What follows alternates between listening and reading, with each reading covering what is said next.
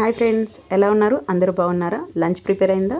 ఒకవేళ మీ lunch prepare అవ్వకపోతే మీ ఇంట్లో క్యాబేజ్ ఉంటే నేను చెప్పిన విధంగా క్యాబేజీ శనగపప్పు కర్రీని ట్రై చేసి చూడండి. ముందుగా క్యాబేజీని మంచిగా కట్ చేసుకోవాలి. తర్వాత పచ్చిమిర్చిని కూడా కట్ చేసుకోవాలండి.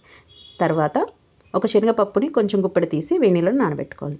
స్టవ్ పైన ఒక గిన్నె పెట్టి ఆ గిన్నెలో వేడి నీళ్ళు పోసి పసుపు ఉప్పు వేసి మసిలిన తర్వాత మనం కట్ చేసుకున్న క్యాబేజీని అందులో వేయాలి. మంచిగా నీళ్ళల్లో ఉడికిన తర్వాత, అంటే మామూలుగా ఉడకాలంటే ఒక 2-3 మినిట్స్ సరిపోతుంది.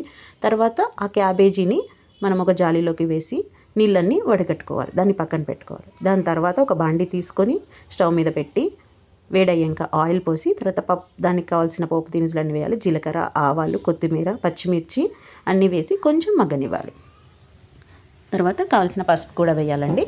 శనగపప్పుని మనం నానబెట్టుకున్నాం కదా, అది కూడా వేసేసి మంచిగా కలపాలి. మనం క్యాబేజీ పక్కన పెట్టుకున్నాం కదా ఇంతకుముందు వడకట్టుకొని, దాన్ని కూడా ఇక్కడ వేసేసి కలుపుతూ ఉండాలి.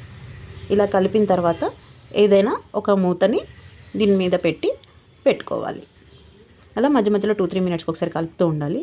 ఎక్కడైనా మీకు వాటర్ పడతాయని అనిపిస్తే మాత్రం కొంచెం వాటర్ పోసుకోండి, కానీ వేయకపోయినా పర్లేదండి. క్యాబేజీలో చాలా హెల్త్ బెనిఫిట్స్ ఉంటాయండి. ఇది యాంటీ ఫంగల్గా చాలా యూజ్ అవుతుంది. And vitamin C and iron కూడా బాగుంటుంది.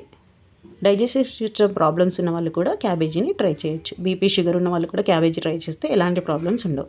ఇలా శనగపప్పు కొంచెం ఉడికిన తర్వాత, అంటే చూస్తే 2 ముక్కలు అయిన తర్వాత సాల్ట్ వేసి మంచిగా కలుపుతూ ఉండాలి. కలిపి మూత పెడుతుండాలి. అప్పుడు క్యాబేజీలో ఉన్న వాటర్ అనేవి సాల్ట్ వేయడం వల్ల మొత్తం అబ్జర్వ్ అవుతూ ఉంటాయి. ఇలా వాటర్ బయటికి వస్తుంటుంది. ఒక 2-3 మినిట్స్లో వాటర్ అన్నీ లోపలికి అబ్జర్వ్ అయిపోతాయి.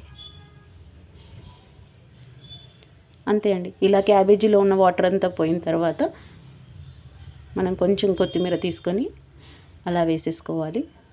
మీకు ఇంకా వాటర్ ఉన్నట్టు అనిపిస్తే ఇంకొక 2 మినిట్స్ కూడా పెట్టచ్చు.